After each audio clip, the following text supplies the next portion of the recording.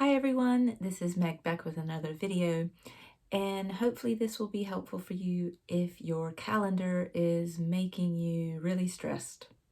And I know this is the case for probably millions, if not billions of people in the world, so it's a big issue, and we're going to offer 3 tips I think that will hopefully help you deal with it. So, if you are someone who has a lot of meetings in your day, the first thing to notice is that can be super tiring on your brain. That's a lot of thinking, that's a lot of being with people, that's a lot of conversation. You might have to be making decisions. You might be sitting in front of a screen, so that can be kind of hard on the body. So I have 3 tips to offer, and the first one is ahead of each week, look and see where do you have any gaps. Hopefully at the beginning of the week, you might have some that still exist. And the idea would be go ahead and claim them as any of those gaps, those white spaces, those free times.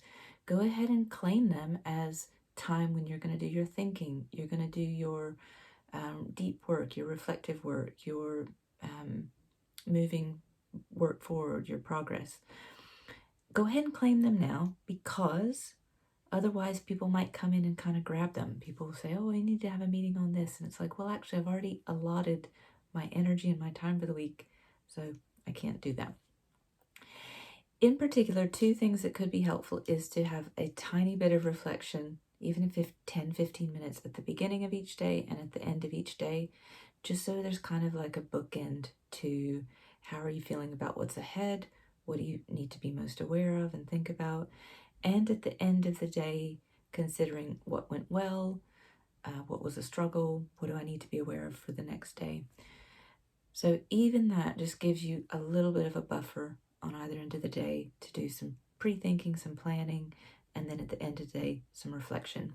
Just try that out, see what happens.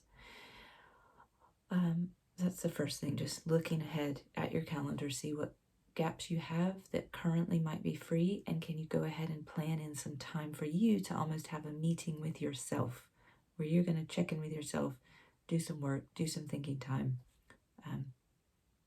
essentially, give yourself a little bit of a rest as well. Now, one of the things I hear a lot, I hear this a lot, so it's a normal thing, is, and it's hard to hear, when people say, oh, I get so annoyed when people just book time in with me and, they're not paying attention to the fact that my whole day is full of meetings. And the part I want you to notice is the feeling that you have, which it sounds like in that case could be a little bit of annoyance, frustration, resentment. How dare they schedule this meeting when I'm meant to be having my lunch or having a break or going to the toilet or getting some water? So just notice that feeling in you. We'll call it frustration or resentment. And the thing here that hopefully if you do step 1, which is like block out some time for yourself, you will have less of a feeling of people kind of just coming in and like land grabbing your time. Unfortunately, people are just not as aware as we might love them to be. They see a free spot, they need to meet with you, they're just going to book it. And it's probably not that they're really intending to kind of like steal your time or make your life difficult. They probably just have a need and they want to figure out when are you free and can you meet with them. They're probably not really trying to deliberately make your life difficult. But going back to point 1, that's where you really just want to notice, oh, wow, when I'm having this feeling, it probably means I have not looked after my calendar well enough to avoid that feeling happening. And that's where I would encourage you to be a really strong gatekeeper of your time and your calendar so that there's less risk of people sort of grabbing the slot that they see that's free and then you feeling annoyed about that.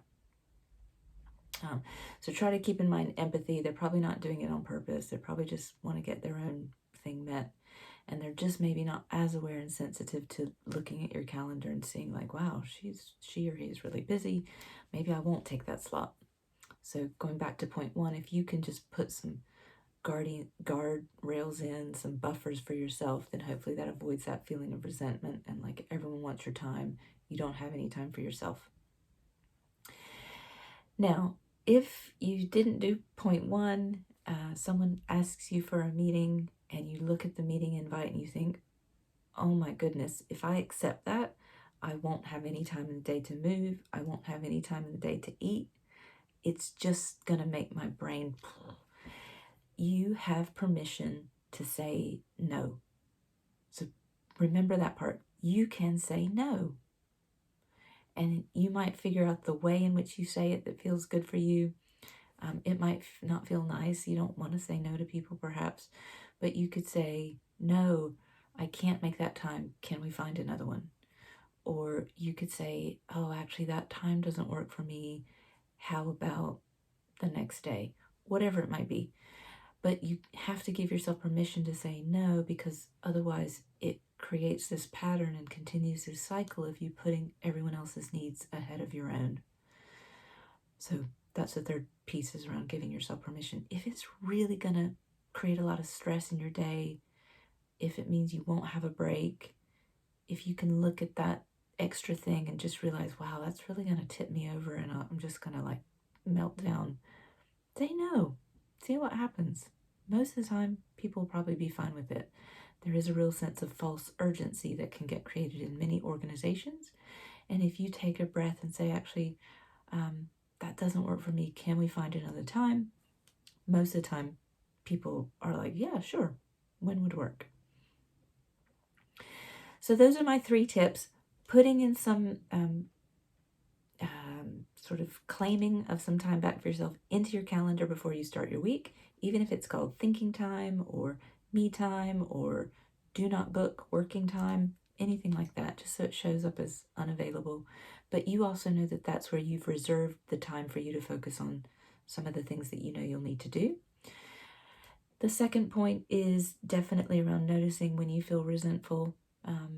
What does that mean? Like, how can you listen to that as information? It means perhaps that you want to put better boundaries in. And then the third tip is to always give yourself permission. If it's really just going to create more stress and hurt and pain for you, just decline and say, can we find another time? That doesn't work for me.